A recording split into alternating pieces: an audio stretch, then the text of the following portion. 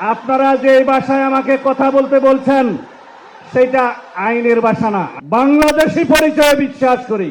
मजहब से कौम मजहब से मजहब जो नहीं तुम भी नहीं, जज्बाए बाहम नहीं महफिले अंजुमन में नहीं। এই হচ্ছে আমাদের শেষ বক্তব্য আল্লামা ইকবালের ভাষায়। আমি তো আমাম, আপনারা শুনেছেন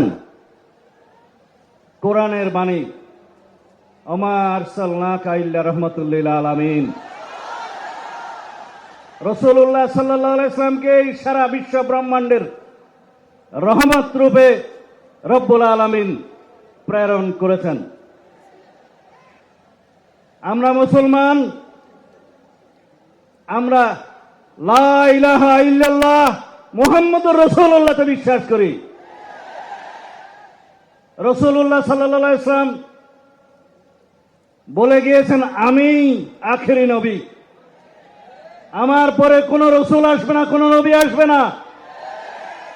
যদি কেউ এর পরে কেউ দাবি করে থাকেন, নিজেকে নবী ঘোষণা করে থাকেন, তাহলে তিনি রাসূলুল্লাহ সাল্লাল্লাহু আলাইহি ওয়াসাল্লামের এই বাণীর মধ্যে নাই।